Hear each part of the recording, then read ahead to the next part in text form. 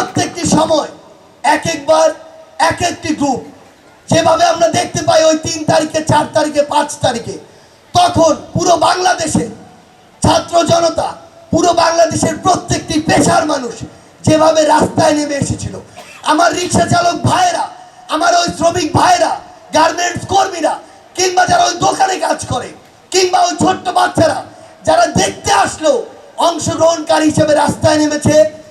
ওই যে বুলেট, সেই বুলেট তাদের বুক বিদ্ধ করেছে। আমরা দেখেছি আমার কিভাবে 6 বছরের একজন ভাই শহীদ হয়েছে।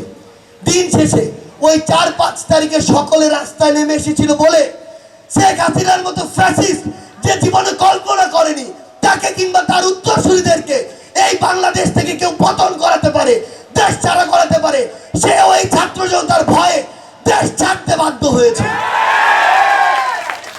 আমরা এই বাংলাদেশ থেকে আমাদের পার্শ্ববর্তী দেশ ভারতকে একটি ছাত্র জনতার পক্ষ থেকে মেসেজ দিতে চাই। মেসেজটি স্পষ্ট। মেসেজটি হচ্ছে, আপনাদের কাজ নির্ভর করবে, আপনাদের কাজের উপর দিয়ে আমরা সিদ্ধান্ত নিব যে আপনারা আমাদের বন্ধু নাকি শত্রু। যে ছাত্র জনতার অভ্যুত্থানের মধ্য দিয়ে ফ্যাসিস্ট হাসিনা এই বাংলাদেশ থেকে পালিয়ে গিয়ে ভারতে আশ্রয় নিয়েছে, আপনারা যদি তাকে আশ্রয় দেন তাহলে আপনার এই কাজ প্রমাণ করবে আপনি বাংলাদেশের ছাত্র জনতার পক্ষে নাকি বিপক্ষে। আমরা আপনাদেরকে স্পষ্ট করে বলি, আপনাদের এই কাজের মাধ্যমে আপনারা প্রমাণ করুন বাংলাদেশের সাথে আপনাদের ভবিষ্যৎ পররাষ্ট্রনীতি কি হবে। আমি একটি প্রাইভেট বিশ্ববিদ্যালয়ে দাঁড়িয়ে রয়েছি। আজকে এই মঞ্চ থেকে বাংলাদেশের সকল প্রাইভেট বিশ্ববিদ্যালয়ের যারা বোর্ড রয়েছে, ট্রাস্টি মেম্বার রয়েছে, চেয়ারম্যান রয়েছে, সকলের উদ্দেশ্যে একটি কথা বলি।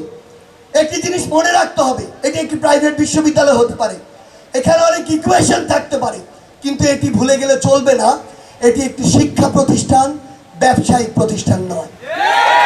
আমরা সবসময় যেন মনে রাখি পুরো বাংলাদেশের সকল প্রাইভেট শিক্ষা প্রতিষ্ঠানগুলো যে শিক্ষা, স্বাস্থ্য এই বিষয়গুলোতে যদি প্রাইভেট ভাবে হয়, আমার দুইটি জিনিস মনে রাখতে হবে। আমি যদি চাই আমি দেশের জন্য সবচেয়ে বেশি কন্ট্রিবিউট করতে পারি, আমি এই শিক্ষা দিয়ে একটি দেশকে সবচেয়ে বেশি এগিয়ে নিয়ে যেতে পারি, সেই জায়গায় আমাদের মানসিকতায় ব্যবসার সাথে একই সাথে যেন সেবাটি প্রাধান্য পায়, একই সাথে যেন এটি একটি শিক্ষা প্রতিষ্ঠান, শিক্ষার উদ্দেশ্য এবং লক্ষ্য প্রাধান্য পায়, সেটি আমাদের সবসময় মাথায় রাখতে হবে। আমার যারা শিক্ষার্থী ভাই বোনেরা, বাংলাদেশের সবচেয়ে বড় যে শ্রেণী, মধ্যবিত্ত শ্রেণী, তাদের সন্তানেরা যেন এই প্রতিষ্ঠানগুলোতে পড়ার ওই যে সাহসটি করতে পারে, ওই যে সামর্থ্যটি, ওই যে এফোর্ট, সেটি যেন তারা করতে পারে, এটি আমাদের সবসময় মাথায় রাখতে হবে। আমরা অবশ্যই এখানে একটি লভ্যাংশ থাকবে, খুবই স্বাভাবিক ব্যাপার, কিন্তু সেটি যেন একটি সুন্দর এবং নির্দিষ্ট মাত্রায় হয়। আমরা অন্তর্বর্তীকালীন সরকারকে অনুরোধ করব, আপনারা শিক্ষা কমিশন করেছেন, ওই কমিশনে আপনারা ঠিক করে দিন একজন শিক্ষার্থীর পিছনে বিভিন্ন প্রাইভেট প্রতিষ্ঠানে কতটুকু খরচ হয় এবং ওই খরচের পরে শিক্ষার্থীদের থেকে তারা কতটুকু লভ্যাংশ রাখতে পারবে এবং কতটুকু রাখলে এটি শিক্ষার, সেবার স্পিরিটের সাথে যায়। পাশাপাশি আমরা আরেকটি জিনিস বলতে চাই, প্রশাসনের একজন কর্মকর্তা এখানে রয়েছেন পুলিশ বাহিনী থেকে, পুলিশের প্রতি এখনো বাংলাদেশের মানুষ আস্থা রাখতে চায়, কিন্তু বিগত 16 বছরে পুলিশকে ব্যবহার করে, ব্যবহার নয় ইউজ করে যে কাজগুলো করা হয়েছে, ওই সম্মানিত পোশাকটিকে ইউজ করে ফ্যাসিস্ট সরকার যে কাজগুলো করেছে, সেই কাজগুলো ওই পোশাকের কাছে, ওই পদগুলোর কাছে, ওই প্রতিষ্ঠানের কাছে, পুলিশ বাহিনীর কাছে বাংলাদেশের মানুষ কখনো প্রত্যাশা করেনি। আমরা বিশ্বাস করি আপনারা ফ্যাসিস্ট সরকারের চাপে পড়ে অধিকাংশ সদস্য এই কাজগুলো করেছেন, তবে এটাও সত্যি কিছু অতি উৎসাহী ফ্যাসিস্টের দালাল এবং দোসর ওই পোশাকটি পরে ছাত্র জনতার উপরে তার যে অধিকার, তার যতটুকু রাইট, তার যতটুকু আইনগতভাবে করার দরকার, তার চেয়ে অনেক বেশি করেছে। তাদের উপরে অকাতরে লেথাল যে ওয়েপন, সে ওয়েপনের মাধ্যমে গুলি চালিয়েছে। আমার ফোনের ওয়ালপেপারে যে ছবিটি রয়েছে, এটি একটি এক্সরে ছবি, একটি এক্সরে, এখানে মাথার ছবিটুকু এখানে রয়েছে আমার ওয়ালপেপারে, নাম হিমেল, টাঙ্গাইলে বাড়ি, 18 বছর বয়স, তার মুখে শুধু সিএমএইচ থেকে বলা হয়েছে 350 ছোট বুলেট রয়েছে। 350 পিলেট যদি একটা 18 বছরের ছেলের মুখে থাকে, তার চোখের কোনো, তার এই মুখের ত্বকের একটা সিঙ্গেল স্পট নেই যেটি খালি রয়েছে, যেখানে বুলেটের স্পট নেই। সে পৃথিবীর আলো আর কোনোদিন দেখবে না। এরকম অসংখ্য জন রয়েছে যাদের ঘটনাগুলো আমরা জানি না। এরকম হাজার হাজার ভাই বোন রয়েছে যাদের কাছে আমরা এখনো পৌঁছাতে পারিনি। এটা সত্য, এটা আমাদের সীমাবদ্ধতা যে আমরা তাদের কাছে পৌঁছাতে পারিনি। কিন্তু এই যে কাজগুলো হয়েছে, ওই পুলিশের নাম ব্যবহার করে, পোশাক ব্যবহার করে কিছু অতি উৎসাহী সকল পুলিশ সদস্য এই কাজগুলো করেছে। আমরা চাই আপনারা আপনাদের যে মর্যাদা, সেই মর্যাদার আসনে ফিরে আসুন। আমরা পুলিশকে, আমরা জানি একটি মাত্র ফোর্স যার সাথে জনগণের সম্পৃক্ততা প্রত্যেকটি সেক্টরে সবচেয়ে বেশি। আমাদের যে কোনো একটা পর্যায়ে যে কোনো কিছুর জন্য থানায় যেতে হয়, পুলিশ ভাই বোনদের কাছে যেতে হয়। আমরা চাই আপনাদের যে আস্থার জায়গাটি, যেটি আমরা প্রত্যাশা করি, আপনারা সেটিতে ফিরে আসুন। আপনারা এখন আপনাদের সর্বোচ্চটুকু দিয়ে করুন। আমার একজন শহীদ বাবা কেন তার মামলার জন্য থানায় যাবে 14 দিন ধরে? আমার যে ভাই ছাত্রলীগ, যুবলীগ, আওয়ামী লীগের ক্যাডারদের দিয়ে হামলার শিকার হয়েছে, ওই সন্ত্রাসী ক্যাডাররা এখনো কেন রাস্তা দিয়ে ঘুরবে? ওই সন্ত্রাসী ক্যাডাররা এখনো কেন সোশ্যাল মিডিয়া আমাদেরকে হুমকি দিবে? সেই জায়গা থেকে আমরা দেখেছি পুলিশ অনেক সময় ওই দোষরদেরকে বিভিন্ন সময় নিজেরা দায়িত্ব নিয়ে মামলা দিয়েছে। তাহলে পুলিশকে এখনো সেই দায়িত্বটুকু নিতে হবে। আমরা চাই পুলিশকে যেভাবে ইউজ করে তার সুনামটি নেগেটিভ দিকে নিয়ে যাওয়া হয়েছিল, সেই সুনাম পুলিশ তার কাজের মাধ্যমে বাংলাদেশের মানুষের কাছে আবার ফিরে আনুক।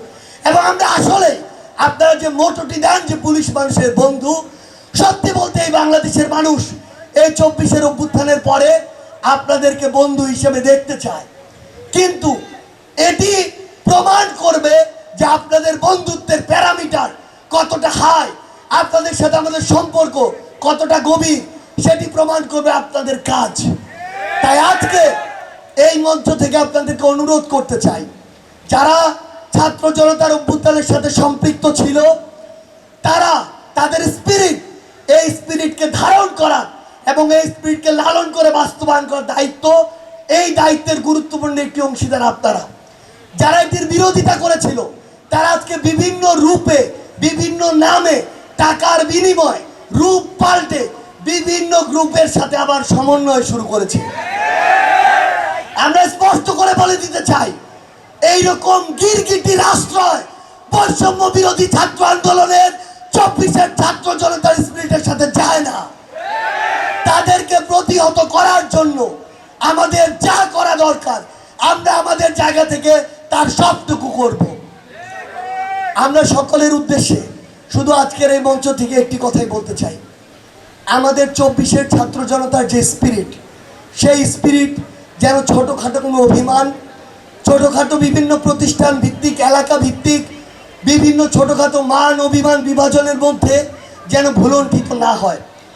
একটি জিনিস মনে রাখবেন, দেশে এবং দেশের বাইরে ওই যে সাপগুলো, ওই সাপগুলো কিন্তু এখনো ছোবল মারার জন্য অপেক্ষা করছে। একটি জিনিস মনে রাখবেন, আপনার আশেপাশে বিভিন্ন পেশায়, বিভিন্ন আঙ্গিকে এখনো অনেক মানুষ রয়েছে যারা আপনার সামনে ফেরেশতা সাজার চেষ্টা করছে, কিন্তু গোপনে তখনও দোষর ছিল, এখনো দোষর আছে। তারা যে কোনো পেশায় থাকতে পারে। আপনাদের এটি মনে করার কোনো দরকার নেই এই পেশাটি অত্যন্ত উচ্চ মান মর্যাদা সম্পন্ন। পেশাটি উচ্চ মান মর্যাদা সম্পন্ন হতে পারে, কিন্তু ওই মানুষটিকে সেটি আপনি আমি জানি না। এই জায়গায় আমাদের প্রত্যেকের সচেতন হওয়া জরুরি। এবং সর্বশেষে শুধু একটি কথা বলি, আমরা আমাদের জায়গা থেকে আমাদের শহীদ ভাইদের পরিবারের জন্য যতটুকু করা উচিত ছিল, আমাদের আহত ভাইদের পরিবারের পাশে যেভাবে দাঁড়ানো উচিত ছিল, সেই জায়গায় আমরা ততটুকু এখনো করতে পারিনি।